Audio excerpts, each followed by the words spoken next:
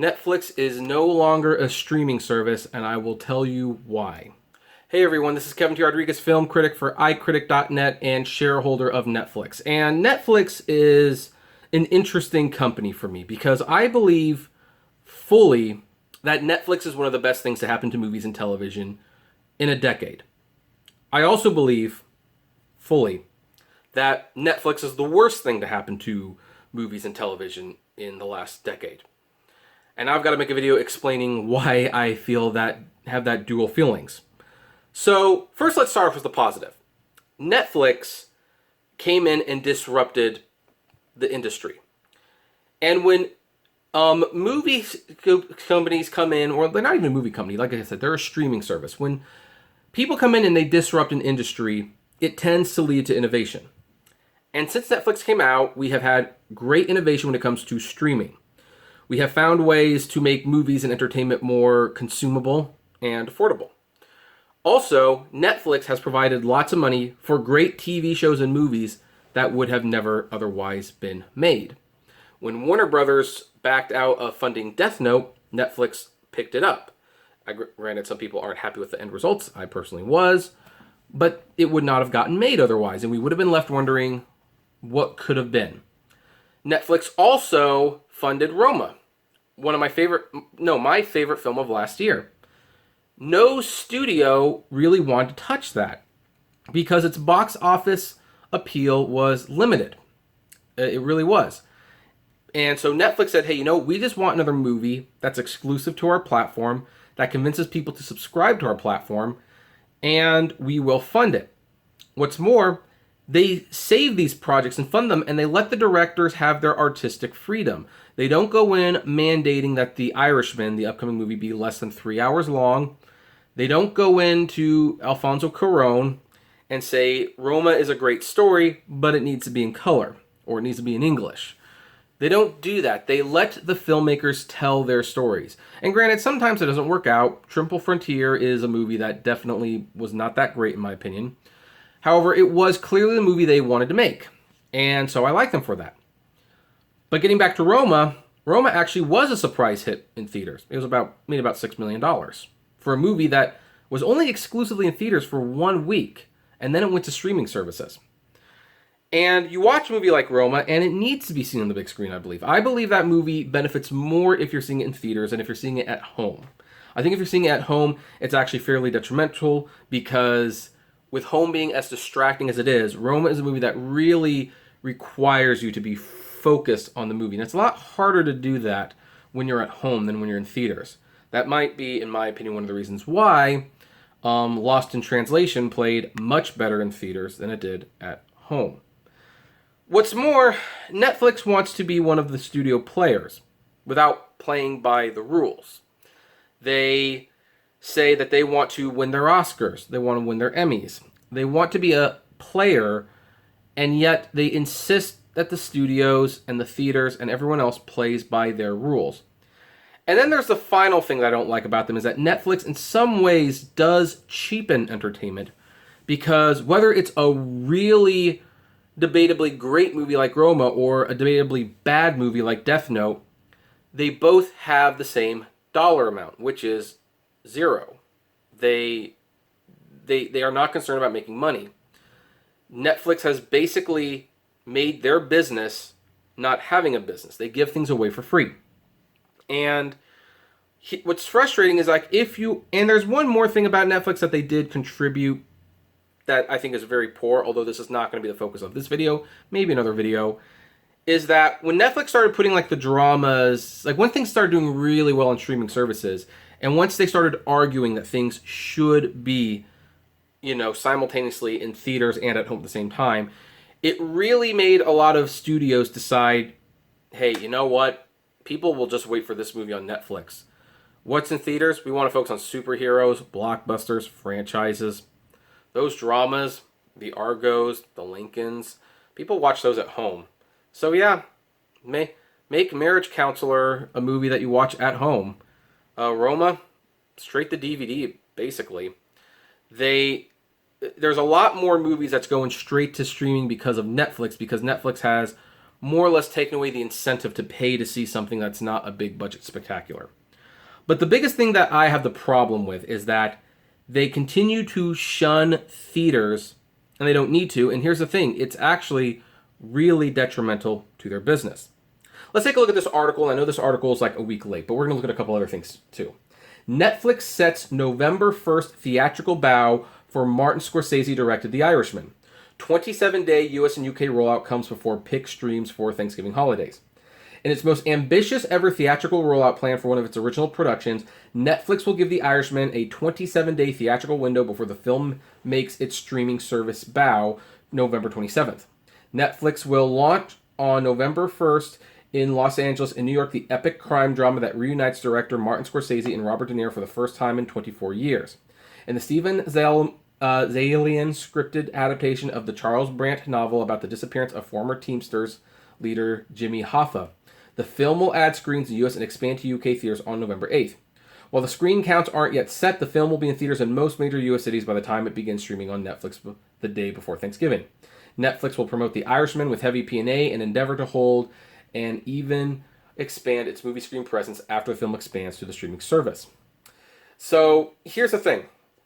This is one of the things is that they tried over the past few months to find common ground with major movie chains, including AMC and Cineplex. The Irishman won't be playing in multiplex screens controlled by those companies or Regal and Cinemark because of their 4-week progression to SVOD remains unacceptable to those chains, and for good reason. Because here's the thing, why pay to see something that you can stream for free in a few weeks? Heck, I would argue a lot of the Marvel movies wouldn't even make the kind of money they're making if the vast majority of people knew that, hey, if you wait 4 weeks, it's just going to be on Disney+. I mean, why pay to see it in theaters? Why rush out to theaters to see it? I mean, aside from not being spoiled, why would you do that? That's the thing. And here's the thing. Netflix was talking to AMC and Cinemark, and they asked for the movie to be in theaters for 90 days exclusively before it goes to the streaming service. I think that's fair. I mean, apparently they were able to get the theaters to concede to maybe a 75-day window, but Netflix insisted on 45. Theater said no way, and now it'll be 27 days. I don't understand why Netflix insists on this business model, because here's the thing, Netflix, and this is going to go back to the opening article. You are not a streaming service anymore. You are a content producer. You are a studio. The Netflix streaming service should be a part of your business, but it should not be the whole kit and caboodle. You have articles like this. No, sorry, not this one. The Netflix debate. Should you see Marriage Story, Laundromat, and The King at home or in theaters?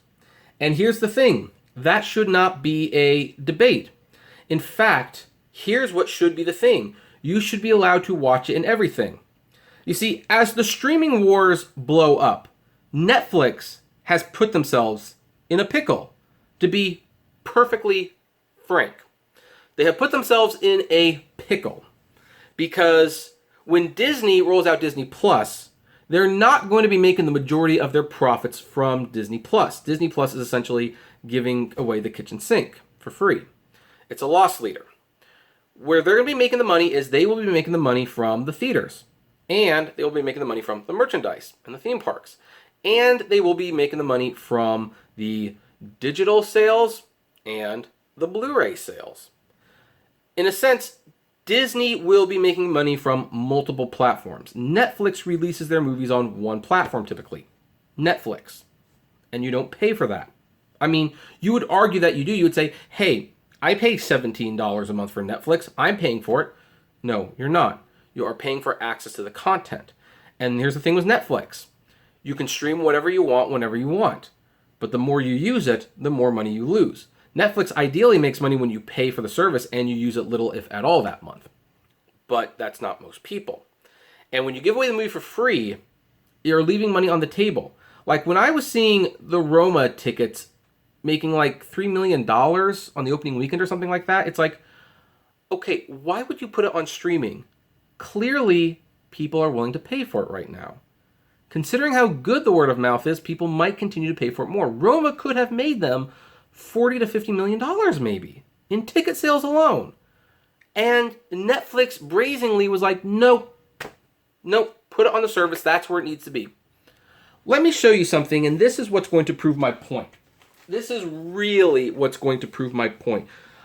I know Netflix says that they want content for their streaming service because it convinces people to stay subscribed to their streaming service.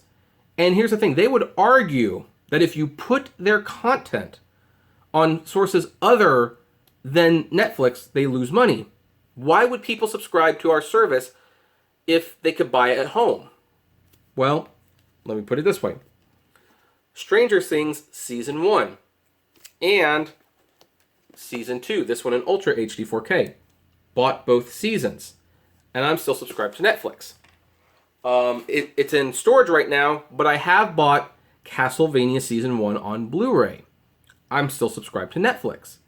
I bought The Handmaid's Tale also in storage right now because, getting married, so you might have noticed the room looks different. Still subscribed to Hulu. I have multiple of the direct-to-video DC animated movies. Still subscribed to DC Universe. I have Cowboy Bebop. Still subscribed to Funimation Now.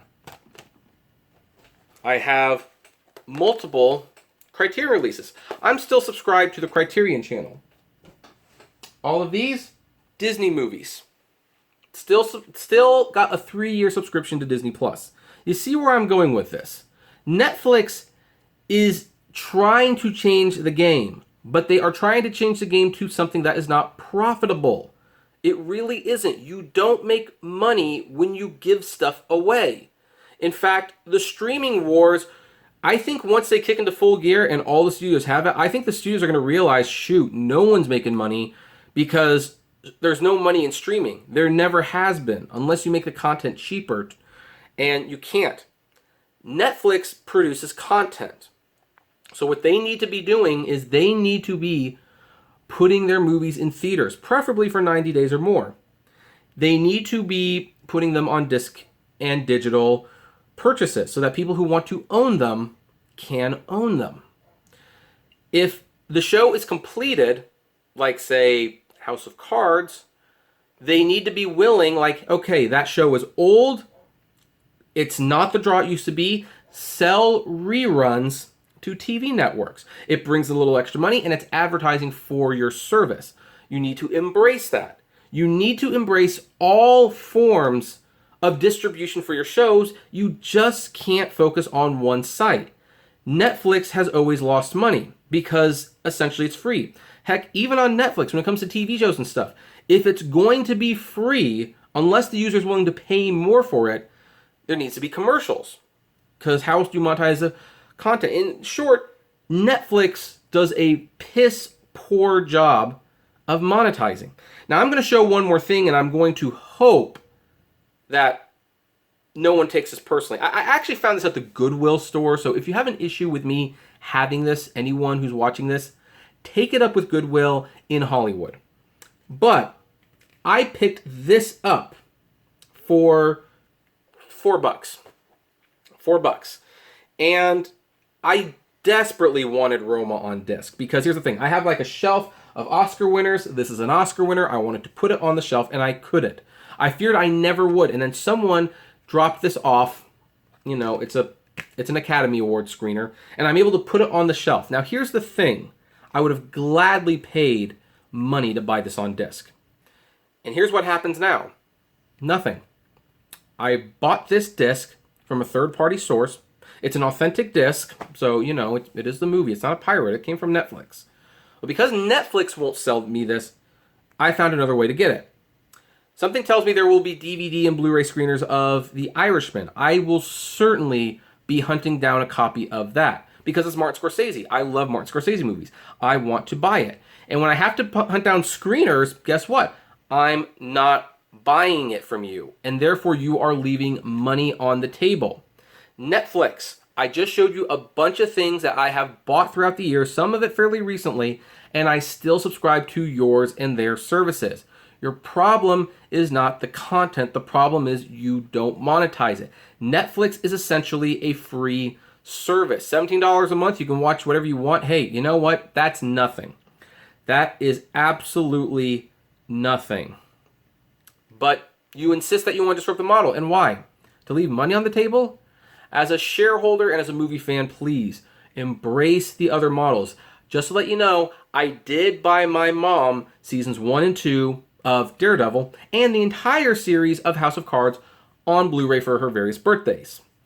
And I did buy 13 Reasons Why on DVD as well, because I wanted to own it. And now that you've removed the suicide scene, I'm really glad I bought it, because I don't believe in censorship, even though that scene was probably problematic. I will agree with that. But most of your stuff I can't buy. I'm paying and I'm essentially getting it for free. Stop arguing with the movie theaters. We would rather see these movies on the theaters. 90 days is not a long amount of time. It's just fine. In fact, by the time The Irishman came to streaming, chances are it would have got its Oscar nominations. And people be ready to watch it at that point. Until then, the people who really want to see it, they will pay money to see it. Why are you adverse to not making money, Netflix? Why?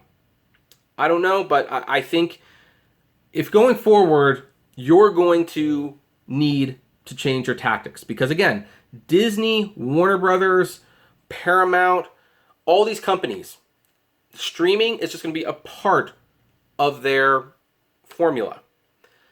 They are also going to be releasing discs, digital copies that people can buy, merchandise, and selling reruns on TV. They will be getting money from multiple sources. You will only be getting money from one source, and that's not sustainable. But anyway, that's where I am going to leave that. What do you folks think? Do you agree, disagree? I would love to know. Comment below, like, favorite, share, subscribe. If you enjoy my videos, consider becoming a Patreon member. It's totally optional, of course, but even as little as $1 a month goes a long way to helping the channel run smoothly and you get access to my Patreon's exclusive blog. And as always, flame responsibly. Have a good one.